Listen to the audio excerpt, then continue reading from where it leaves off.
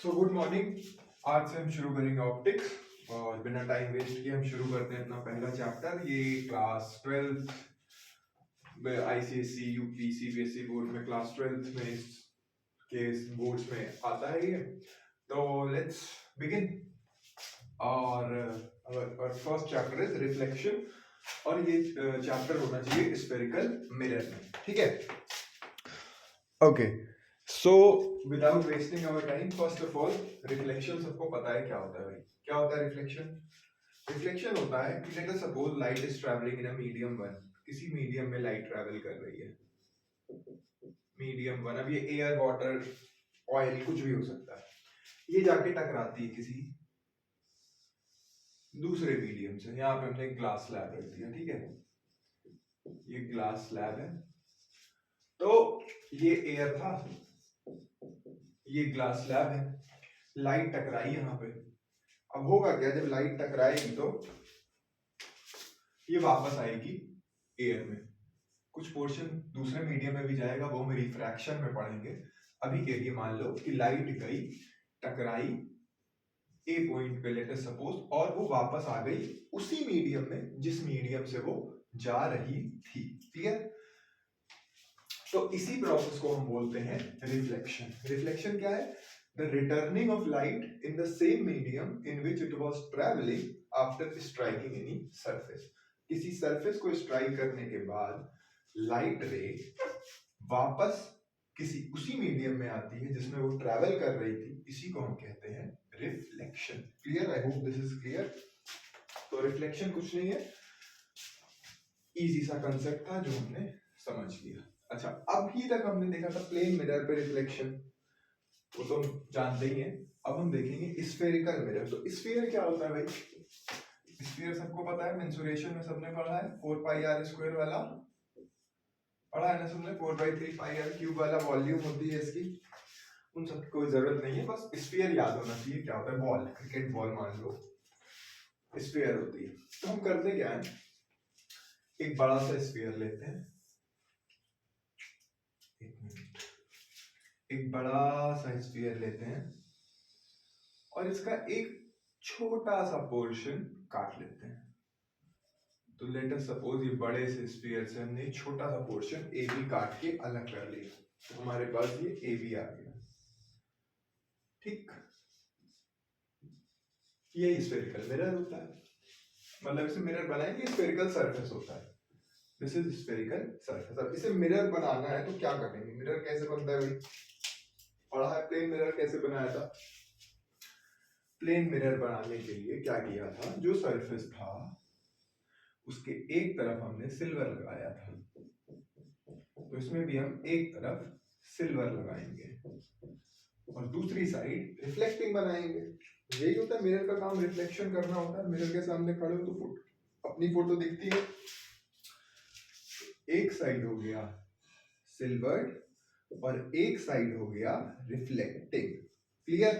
ये बन गया हमारे पास स्फेरिकल मिरर। तो अब आप लोग कहेंगे कि सर ये सिल्वर वाला उधर ही क्यों है और रिफ्लेक्टिंग वाला इधर ही क्यों है? तो मैं कहूंगा ठीक है भाई, दूसरा एक और मिरर बना लो। एक और मिरर बना लेते हैं। वैसे ही एक बड़े स्फीयर में से एक छोटा सा स्फीयर काटेंगे। इस बार अंदर वाली साइड को हम क्या बना देंगे? सिल्वर्ड। ये हो गई सिल्वर्ड और दूसरी वाली साइड हो गई रिफ्लेक्टिव। ठीक, दो ही पॉसिबिलिटी है, दो ही सरफेस होते हैं। तो एक बार सरफेस बाहर वाला सिल्वर्ड है और एक बार अंदर वाला सिल्वर्ड है। तो ध्यान देने वाली बात ये है, इसको हम मानेंगे ए फिगर और इसको मानेंगे बी फिगर। इसके अलावा कोई पॉसिबिलिटी हो तो बताना भाई कमेंट करके कि क्या कुछ और हो सकता है। हो ही नहीं सकता। दो ही सरफेस है, तो एक बार एक सरफेस सिल्वर हो सकता है तो दूसरा सिल्वर हो सकता है। अच्छा, तो अब ए फिगर में ध्यान दो कि जो रिफ्लेक्टिंग सरफेस है वो किधर है। अब अंदर की तरफ है, बाहर की तरफ, ऐसे नहीं बताएंगे हम। मैथ्स के स्टूडेंट्स हैं, फिजिक्स के स्टूडेंट्स हैं, तो हम क्या कहेंगे कि इन फिगर ए, अच्छा फिगर ए का स्फीयर हम कंप्लीट करते हैं। इस सर्किल को मान लो कंप्लीट किया, तो जो रिफ्लेक्टिंग सरफेस है वो किस तरफ है, सर्किल के सेंटर की तरफ है ना। तो रिफ्लेक्टिंग सरफेस किधर है, सर्किल के सेंटर की तरफ। तो ऐसे मिरर्स को हम बोलते हैं कॉनकेव मिरर। ठीक है, क्लियर भाई। सर्किल का स्फीयर का सेंटर स्फीयर में ही होगा ना, तो अगर रिफ्लेक्टिंग सरफेस सेंटर की तरफ है तो हम उसको बोलेंगे कनकेव मिरर। और दूसरे केस में जिसमें कि रिफ्लेक्टिंग सरफेस सेंटर के बाहर की तरफ है उसे हम बोलेंगे कन्वेक्स मिरर। ठीक है, क्लियर ये बात। कॉनकेव और कॉन्वेक्स, छोटा सा कॉन्सेप्ट था ये। कॉनकेव मिरर क्या होता है भाई, कॉनकेव मिरर होता है जब भी जो रिफ्लेक्शन जिस सरफेस से हो रही है उस सरफेस, वो वाला सरफेस सेंटर की तरफ है तो हम कहेंगे कनकेव मिरर, नहीं तो हम कहेंगे कि मिरर है convex. Clear, I hope this is clear. तो हमने जान लिया कि रिफ्लेक्शन क्या होता है, स्फेरिकल मिरर क्या होता है। चैप्टर का नाम है रिफ्लेक्शन एट स्फेरिकल मिरर। अब क्या होगा, अब हम एक सरफेस बनाएंगे, लाइट आएगी और रिफ्लेक्ट होके जाएगी, यही हम पूरे चैप्टर में कहेंगे, क्योंकि ये स्फेरिकल हो गया, ये रिफ्लेक्शन हो गया। तो चैप्टर मोटा मोटा हमने समझ लिया कि क्या है, reflection eight spherical surface. Clear. अच्छा, अब जरा ये जो स्फेरिकल मिरर है इसकी थोड़ी सी बातें कर लेते हैं। दो तरह के होते हैं ना, एक ये वाला जिसमें कि ये सिल्वर्ड है तो रिफ्लेक्शन अंदर की तरफ से हो रहा है, सेंटर की तरफ से हो रहा है, तो ये हो गया कनकेव। और एक दूसरा वाला, इसको हम ऐसे बना देते हैं और इसका जो सिल्वर्ड सरफेस है ये सेंटर की तरफ है, मतलब कि रिफ्लेक्शन बाहर से होगा, तो ये हो गया कॉन्वेक्स। अब इनके कुछ पार्ट्स होते हैं, टर्मिनोलॉजीज होती है, हम देखते हैं। तो पहली चीज होती है पोल। पोल क्या होता है, कुछ नहीं होता है पोल। देखो ये स्फेरिकल सरफेस है, इसको सीधा कर दो, इसको ऐसे पकड़ के खींच दो तो ये कुछ सीधी लाइन बन जाएगी और इसका सेंटर निकाल लो, वही पोल होता है।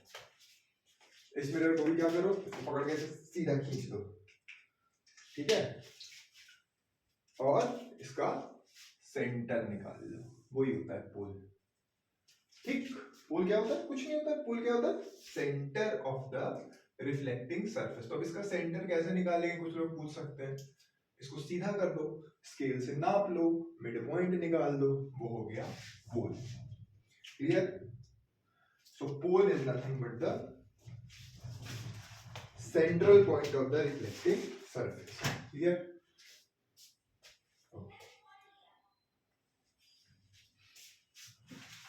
अच्छा, अब सेकंड बात आती है centre of curvature. Centre of curvature क्या होता है, पोल क्लियर। अगला पॉइंट है सेंटर ऑफ कर्वेचर।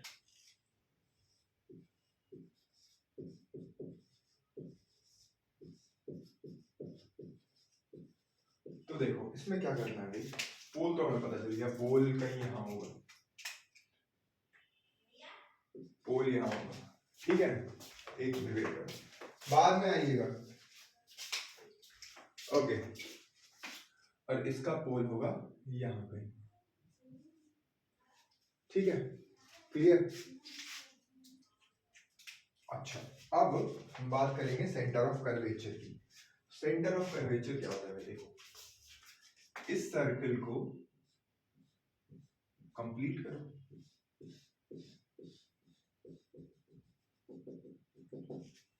और इस सर्कल को भी, स्फीयर को भी कंप्लीट करो। क्लियर, हो गया कंप्लीट।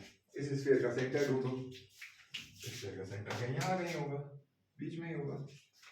इस स्फीयर का सेंटर ढूंढो, इस स्फीयर का भी सेंटर बीच में होगा, यही कोई सेंटर ऑफ कर्वेचर होता है। सेंटर ऑफ कर्वेचर क्या होता है, सेंटर ऑफ स्फीयर, उस स्फीयर का सेंटर, किस स्फीयर का सेंटर, जिस स्फीयर का ये मिरर पार्ट है। याद है शुरू में क्या पढ़ा था कि हमने स्फेरिकल सरफेस कैसे बनाया था, एक बड़े से स्फीयर में से छोटा सा पोर्शन कट किया था। क्लियर? एक बड़े से स्फीयर में से एक छोटा सा पोर्शन कट किया था, तो उसी इस बड़े से स्फीयर का जो सेंटर होता है वही कहलाता है सेंटर ऑफ कर्वेचर। तो ध्यान देने वाली बात क्या है कि कनकेव मिरर में centre of curvature reflecting surface की तरफ होगा। लाइट रे आएगी इधर से और जाएगी इधर से, तो सेंटर ऑफ कर्वेचर किधर है? जिधर से लाइट रे आ रही है। और कन्वेक्स मिरर में क्योंकि सेंटर ऑफ कर्वेचर किसका सेंटर है? जिस स्फीयर का ये मिरर पार्ट है,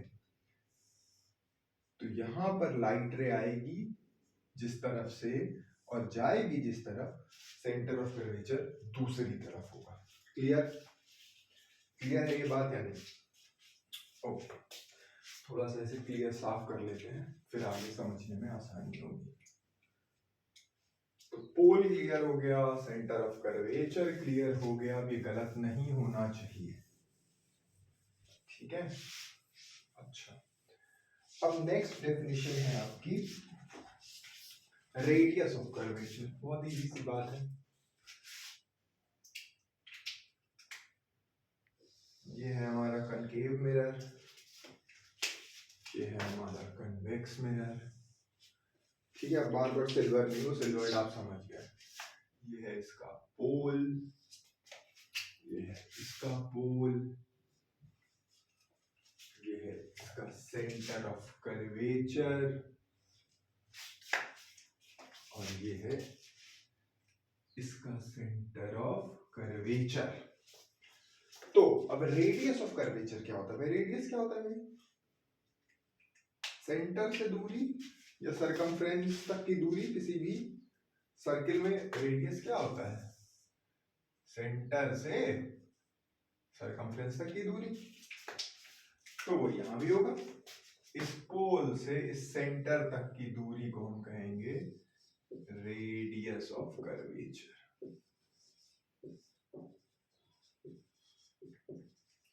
ठीक है? वैसे ही इस केस में भी पोल से, याद रखना, पोल से जाएंगे हम सेंटर तक, पोल से जाएंगे सेंटर तक। ये बात अभी जब हम सॉल्व करेंगे इस क्वेश्चन तो बहुत इंपॉर्टेंट होगी कि सेंटर डिस्टेंस किधर से लेना है? पोल की तरफ से। ये फिजिक्स में वेक्टर होता है एक चीज, जिसका डायरेक्शन भी होता है। तो अगर C से P जाओ और P से C आओ तो वैल्यू तो सेम होगी पर साइन डिफरेंट होगा, याद रखना। तो हम P से C जाएंगे, पोल से सेंटर ऑफ कर्वेचर जाएंगे। वैसे यहाँ पे भी रेडियस ऑफ कर्वेचर क्या हो गया? Distance between pole and centre of curvature. ध्यान रखना इस बात को। ठीक है, पोल से हम जाएंगे सेंटर ऑफ कर्वेचर की तरफ। अगली डेफिनेशन बहुत इजी है। तो क्या क्या पढ़ लिया हमने? पोल पढ़ लिया, सेंटर ऑफ कर्वेचर पढ़ लिया, रेडियस ऑफ कर्वेचर पढ़ लिया। अब पढ़ लेते हैं principal axis.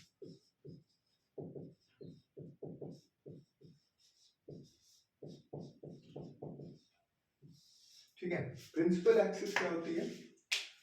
Centre of curvature और पोल को जोड़ने वाली लाइन जो कि दोनों तरफ एक्सटेंड करेंगे, मतलब मिरर के बाहर भी और मिरर के अंदर भी।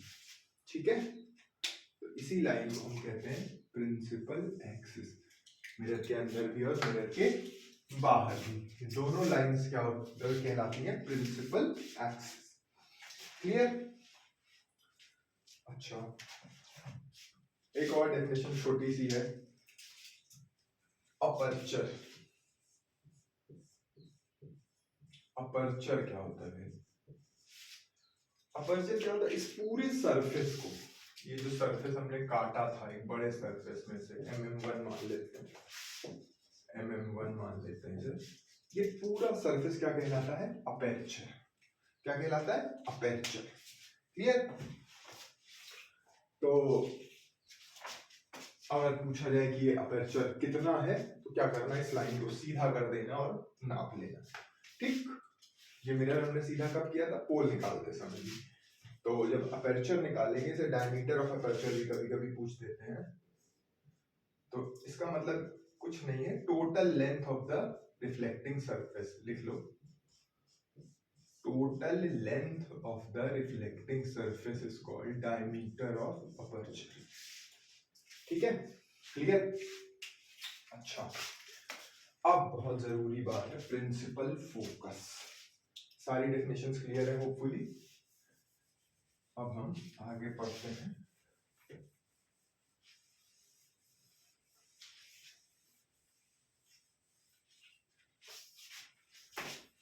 प्रिंसिपल फोकस की तरफ बहुत ध्यान से समझेंगे इस बात को। प्रिंसिपल फोकस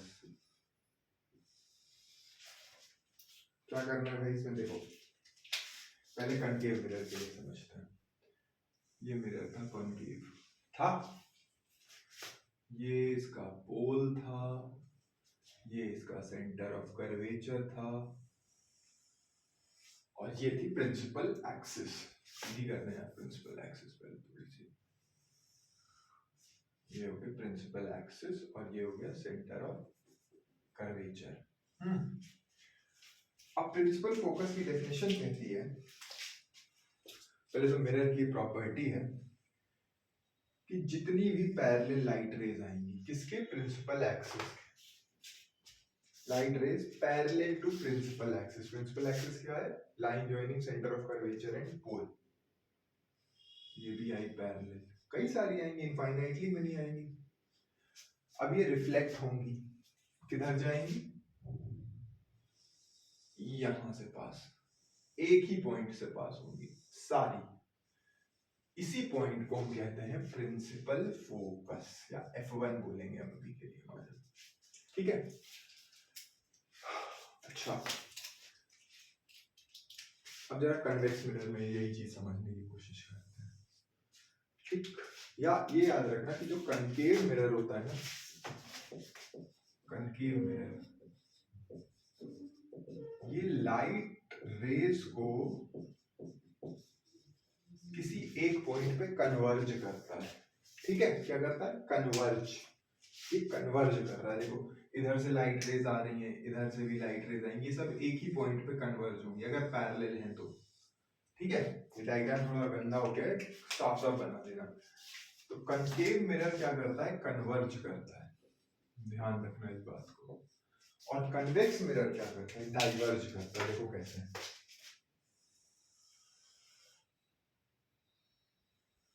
इसको एक और बात ये समझने का तरीका है कि कोई भी मिरर हो, कन्वेक्स हो, कनकेव हो, वो लाइट अपने सेंटर की तरफ भेजना चाहता है। ठीक है, समझेंगे कैसे? देखो ये इसमें लाइट रे आएगी, अब रिफ्लेक्शन है तो इसे वापस भेजना है लाइट को, और इसका सेंटर ऑफ कर्वेचर तो दूसरी तरफ है भाई, है ना? तो ये क्या करेगा? ये कहेगा कि चलो तुम दूर जाओ, लेकिन इस तरह से दूर जाओ कि लगे कि तुम पास आ रहे हो। वाह क्या बात है ना? बात समझो, क्या बताया मैंने? मिरर का काम क्या होता है? लाइट रे को अपने सेंटर की तरफ भेजना, अगर वो पैरेलल है तो। कन्वेक्स मिरर का सेंटर होता है रिफ्लेक्टिंग सरफेस से दूर, तो लाइट रे आई, अभी कहेगा हमें सेंटर की तरफ भेजना है, मुझे भगवान ने मिरर बनाया है, मेरा काम है सेंटर की तरफ लाइट रे को भेजना, पर मैं कैसे भेजूं? इधर तो नहीं भेज सकता, इधर भेज दूं तो दूर चली जाएगी। तो कहता है तुम दुनिया के लिए जाओ दूर, पर इस तरह से जाओ दूर कि तुम आ रही थी मेरे पास। क्लियर? तो देखो होता क्या है, कन्वेक्स मिरर से लाइट रे दूर जाती है, डाइवर्जिंग नेचर का होता है ये। कनकेव होता है कन्वर्जिंग नेचर का, लेकिन डाइवर्जिंग, ये जो लाइट्स रहे इनको अगर आप एक्सटेंड करेंगे दूसरी तरफ तो ये एक ही पॉइंट पे मीट करेंगी, और वही पॉइंट कहलाता है फोकस। ठीक, क्लियर? ये बात क्लियर है? तो फोकस ऑफ कनकेव मिरर तो है, रियलिटी में है, दिस इज रियल, पर कन्वेक्स मिरर का प्रिंसिपल फोकस रियल नहीं है, दिस इज वर्चुअल। वो है नहीं, वो बस लगता है। ठीक है, क्लियर ये बात। और कनकेव मिरर किस नेचर का है? कन्वर्जिंग। कन्वर्जिंग तो कहीं कभी भी तुम्हें जीवन में कभी लाइट रे को एक जगह फोकस करना हो, एक जगह किसी पॉइंट पे फोकस करना है, उठा लेना कनकेव मिरर। लेंस बनी होगी कनकेव मिरर, डाइवर्जिंग दूर तक लाइट भेजनी है, सब कुछ देखना है, उठा लेना कन्वेक्स मिरर। क्लियर? रियल और वर्चुअल का कंसेप्ट समझ में आया कि कनकेव मिरर का फोकस रियल में है और कन्वेक्स का फोकस वर्चुअल है, रियल नहीं है। क्लियर ये बात? अच्छा, अब देखो एक बात समझो।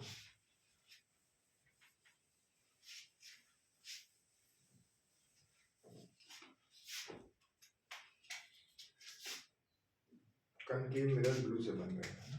कनकेव है कन्वर्जिंग नेचर का, याद रखना, और कन्वेक्स है डाइवर्जिंग नेचर। ये है कनकेव मिरर।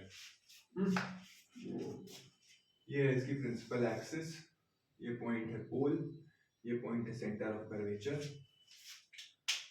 और यहां कहीं होगा फोकस। क्या होगा? फोकस। क्लियर? कनकेव मिरर का फोकस होता है। फोकस की डेफिनेशन क्या लिखेंगे? The light rays which are parallel to principal axis pass through a point on the principal axis. Pass through a point on the principal axis. That point is called focus. Clear? Definition clear? Principal focus की. The point on the principal axis. Principal axis का वो point from where, जहां से all the light rays which are parallel to principal axis, वो सारी रेखाएं जो principal axis के parallel हैं, pass through that, उसी point से pass होती है। मतलब focus principal axis का वो point है जहां से सारी पैरेलल लाइट रेज पास होती हैं। कन्वेक्स मिरर के लिए डेफिनेशन बनाते हैं। ये है कन्वेक्स मिरर, ये है इसकी प्रिंसिपल एक्सिस, ये है इसका पोल, ये है इसका सेंटर ऑफ कर्वेचर, ये आई लाइट रेज, आ गई लाइट रेज, इधर से भी आई लाइट रे जो कि पैरेलल थी प्रिंसिपल एक्सिस के, ये जाएंगी दूर, ये जाएगा डाइवर्जिंग, अब ये जाएंगी दूर पर लगेगा कि ये आ रही हैं एक पॉइंट पे। तो कन्वेक्स मिरर के लिए डेफिनेशन क्या बनाएंगे? The point of principal axis, point on principal axis on which light rays which are parallel to principal axis, the light rays which are parallel to principal axis appear to meet, लगता है कि meet होंगी, होती नहीं है, appear to meet। Clear? तो अब इन दोनों डेफिनेशन को जोड़ते हैं। the point on the principal axis at which parallel light rays to principal axis appear to meet और meet, या तो वो appear होती हैं या तो वो एक्चुअली में meet होती हैं, उसी पॉइंट को हम प्रिंसिपल फोकस कहते हैं। प्रिंसिपल फोकस कनकेव मिरर का रियल होता है और कन्वेक्स मिरर का वर्चुअल होता है। इस बात को समझने में अब दिक्कत नहीं होनी चाहिए। क्लियर? ओके, अच्छा, अब एक और डेफिनेशन होती है भाई, फोकल लेंथ। फोकस पता है फोकल लेंथ क्या होगा? सारे डिस्टेंस हम कहां से नापेंगे? पोल से। रेडियस ऑफ कर्वेचर कहां से नापा था? पोल से सेंटर ऑफ कर्वेचर तक की दूरी, पोल से सेंटर ऑफ कर्वेचर तक की दूरी। तो फोकल लेंथ क्या होगा? पोल से फोकस तक की दूरी, प्रिंसिपल फोकस तक की दूरी, पोल से प्रिंसिपल फोकस तक की दूरी, पोल से नापेंगे। Clear? Focal length is the distance between pole and focus, distance from pole to focus. Clear? Very good.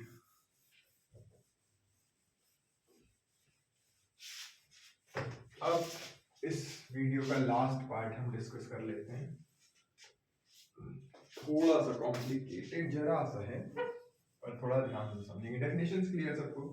Pole, focus, centre of curvature, principal axis, ये वो फलाना ढिमाका सब क्लियर है। अब देखो भाई,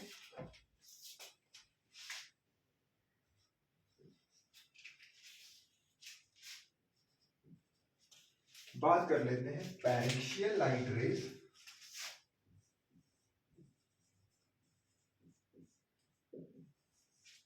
और मार्जिनल लाइट रेज।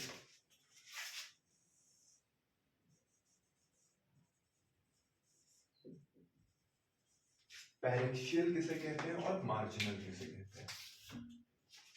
देखो ये कनकेव मिरर है।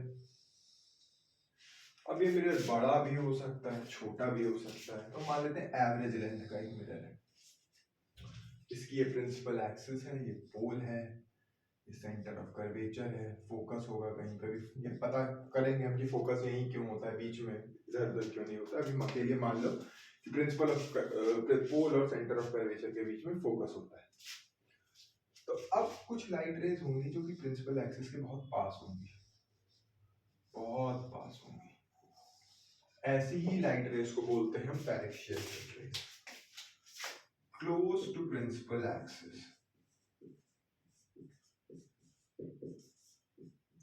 ठीक है, क्लोज टू प्रिंसिपल एक्सिस। और मार्जिनल लाइट रेज क्या होती हैं? फार्दर फ्रॉम प्रिंसिपल एक्सिस, दूर वाली होती है, फार्दर फ्रॉम लिख देते हैं। ठीक है, अच्छा, जो कैलकुलेशंस होते हैं ना, जो भी हम कैलकुलेशन करते हैं वो पैरेक्शियल लाइट रेज के लिए करते हैं नॉर्मली। तो इसमें एक दूसरा पॉइंट लिख लो, normally they are used for calculation, mathematical calculation. अभी हम देखेंगे क्यों करते हैं, ये भी बता रहे हैं। Normally used for calculations, they are normally not used for calculation. क्यों? देखो होगा क्या,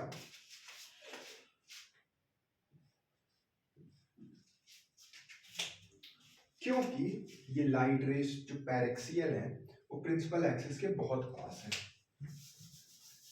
एक मिनट देखो,